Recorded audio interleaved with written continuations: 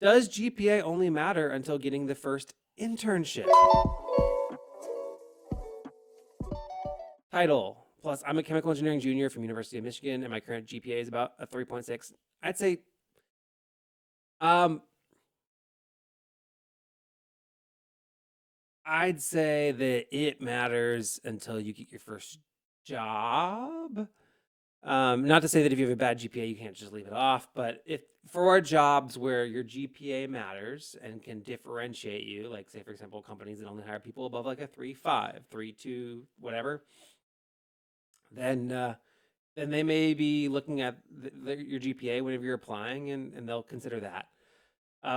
Also, if you work for a company, some companies, you get an internship with them, they give you a return offer, but they might ask for your transcript. And if your transcript comes back horrible with horrible GPA that you slacked off, then they may say, oh, this person doesn't have the work ethic we want, and they may drop your return offer. So GPA, having a good GPA and getting your first internship does not mean that you can slack off for the rest of your college career. Having that internship on your resume will definitely help your resume, but again, it doesn't absolve you from trying hard in school. So the answer is GPA does not only matter until getting your first internship. It matters a little bit more than that. And not to say that after getting my first internship and getting my return offer first semester of senior year, did I pull my foot off the gas pedal a little bit? Yeah, I did, but I wanted to keep it good enough. I knew that I was going to most likely return to the company that gave me my return offer for my internship. So, and I knew that my GPA was going to be okay. I didn't really stress about things as much. I didn't spend as much time trying to squeeze as many extracurriculars, electives into my course schedule to try to make my resume brighter.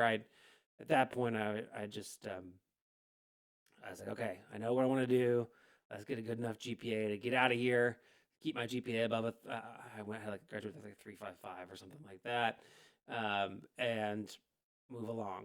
And that's what I did. So you can take off, if you have a return offer, you can take your foot off the gas a little bit, especially if you want to go back to that company. But I wouldn't slack off. So let's see if everybody else agrees with me. Yeah, same thing. It matters until you get your first real job. Having internships makes it easier to get that first real job, but you still need a decent GPA to get your foot in the door. Is over 3.5 a decent GPA, or is it 3.7? And somebody says, I've been on hiring teams for half a dozen college graduate candidates at this point. 3.5 is good. I wouldn't think twice. 3.5 to 3.8 is the zone where interview just thinks they're smart enough and work enough to do the job. And the offer depends on your vibes at that point. Okay. It's not quite 3.9 to 4.0 where you're like, yowza.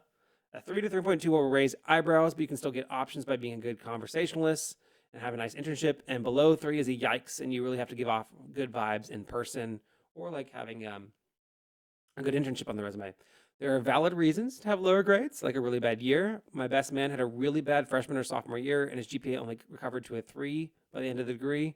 He's still one of the most competent engineers I've met my age by a long shot. So yeah, you can, GPA, again, it isn't everything, but hey, you got a great GPA. It's a good thing on your resume. Having the internship on your resume is good. Don't tank your resume by slacking off.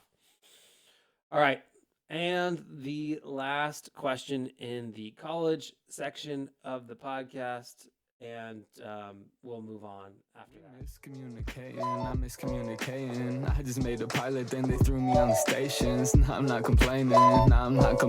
My thoughts get complicated, I cannot explain in lameness. Never losing focus because I ain't chasing payments. Still playing in the basement while I'm working on arrangements. They heard the kid in 50 countries, thank God that's amazing. But I'd rather thank Spotify, they put me on the station.